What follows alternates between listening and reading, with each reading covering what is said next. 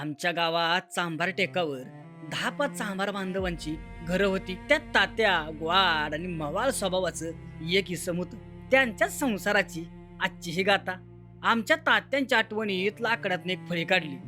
फळीवर दगड गोट्यांची मुरमाड जमीन मातीच्या कुशीत लपवून टाकली. या धरणीला मातीचा मातकट, सोन्याचा पिवळा, दगडाचा काळा आणि प्रकृतीच्या हिरव्या रंगाच्या मिलनानं भुईची काया साधली. अहो तात्यानी चांभार टेकावरनं एक हळी मारली. तशी गावातलं सुतार, वडार, गवंडी, लवारांनी कामाला जुपी केली. अव दगड रचली जात होती आणि खचित चुन्याचा तिखट दरप पडत होता आणि भीती उभ्या राहत होत्या. आमच्या तात्यांच्या जिंदगीचा पै ना पै आणि आईचं डाग या चांदीला लागत होतं. भीतीच्या आत कपाट दिवळ्या काढल्या. मग समधीकडे पोत्याला मारून उभं सारावलं. एका बाजूला संसाराला लागणारी ताट, वाट्या, भरण्या, डेर, हांड बनवायला चालू केलं. अहो भांड्यांचा गोतावळा लयच झाला. त्यासनी एकत्र नांदाय नका म्हणून कपाट साधलं. आता कपाटाच्या आतल्या आत कोणी खाली पडून जीव द्यायला नक म्हणून दरवाजे रांधलं. धान्याची भाकर पोटात जायला जात केलं. विचारांची घाण काढावी तशी धान्यातलं खडं काढायला सूप साधलं. दुसरीकडं फाटकं धोतार, मळकी बंडी तात्यासनी घातली. आजीला लुगडं चुळी, आईला पातळ नेसवलं. अण्णासनी मुंडास आणि 56 ठिकाणी मुरडा पडलेलं धोतार घातलं. पोरासनी चड्डी पटरी जार घातली. घर उभं राहिलं.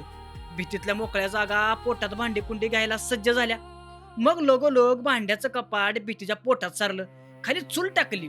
चुलीच्या कोपरात सरपण भरलं. बाजूला पाटावर सुबण्या, दगड्या, पुकणी, साळोता ठेवला. डेरा मांडला. भाकरीतनं आमची हाडं मासं घडवणारी आमची आई आली. समद्यांचा माता जिथं टेकतो तो देवारा ठेवला. त्यात रोहिदास महाराज मांडलं. कडवीला जात रवलं. शेजारी सूप असायचं. खुट्या ठोकल्या.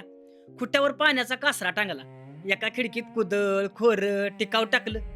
एका खिडकीत उजाडाच्या म्हणजे दिवस चिमण्या ठावक्या बसवल्या. सुतारांनी कवराचा छप्पर रांधून सांधून डोक्यावर टोपी घालावी तशी भीतीवर टाकून एकदाशी आमचं घर पुरच केलं. अव खिंडारातनं गावातनं डुकर कुत्री घरात येते ती म्हणून लाकडाचं चव बाजूला कुंपान रवलं.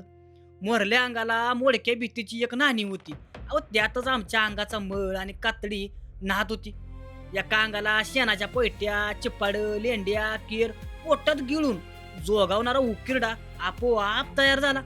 बाजूला आमची नाणी शिनकुट थापायची आणि भीतीवर फुलं काढायची. उजव्या अंगाला लिंबाचं झाड होतं. त्याखाली आमचा अण्णा डाव्याला पड घालत बसायचं.